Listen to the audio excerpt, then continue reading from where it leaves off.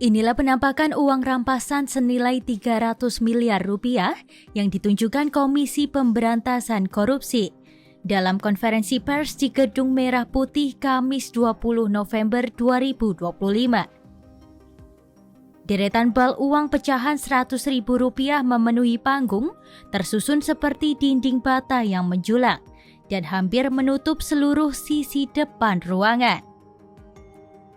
Masing-masing bal plastik berisi uang Rp1 miliar yang diangkut menggunakan troli oleh petugas KPK sebelum disusun secara estafet di hadapan media. KPK memastikan bahwa seluruh Rp300 miliar tersebut merupakan bagian dari aset yang berhasil dirampas dalam perkara dugaan investasi fiktif PT Taspen. Sementara uang di depan ini atau di belakang saya, ini karena tempat dan keamanan tidak bisa kita tampilkan seluruhnya. Jadi seharusnya ditampilkan 883 miliar sekian, tapi yang kita tampilkan adalah sekitar 300 miliar.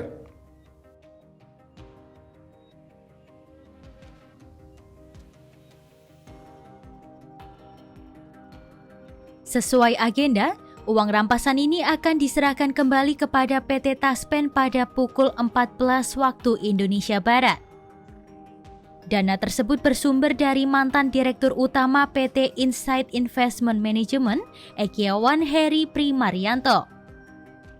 Dalam perkara ini, 2 orang ditetapkan sebagai tersangka, yaitu ex-Direktur Utama PT Taspen Antonius N.S. Kosasih, serta Ekiawan sendiri.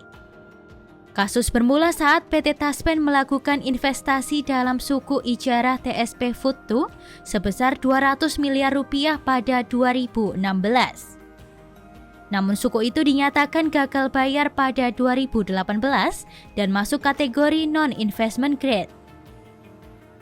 Meski demikian, pada 2019, Antonius Kosasih dan Ekiawan tetap memproses optimalisasi instrumen tersebut melalui portofolio reksadana INEX G2, tindakan yang menurut KPK melanggar ketentuan kontrak investasi. Kebijakan penempatan dana hingga Rp1 triliun oleh PT Taspen juga dianggap bertentangan dengan prosedur internal, yang seharusnya menghentikan transaksi pada instrumen bermasalah.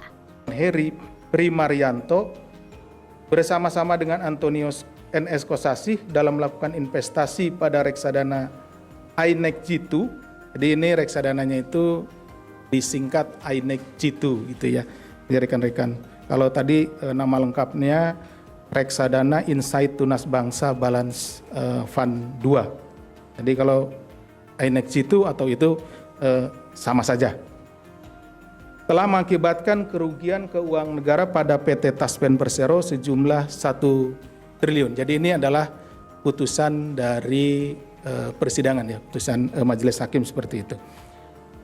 Berdasarkan laporan hasil pemeriksaan investigatif BPK RI nomor 14 LHP 21 04 2025 tanggal 22 April tahun 2025.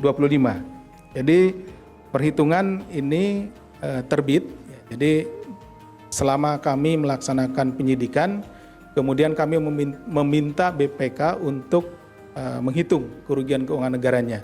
KPK menduga rangkaian tindakan tersebut memberi keuntungan kepada sejumlah pihak yang terafiliasi dengan kedua tersangka, mulai dari PT IM hingga beberapa perusahaan lain. Total keuntungan ilegal mencapai puluhan miliar rupiah. Dalam persidangan, Pengadilan Tipikor telah menjatuhkan vonis 10 tahun penjara kepada Antonius Kosasih, disertai kewajiban membayar uang pengganti dalam berbagai mata uang. Sementara Ekiawan dijatuhi hukuman 9 tahun penjara dan uang pengganti lebih dari $253.000 Amerika Serikat.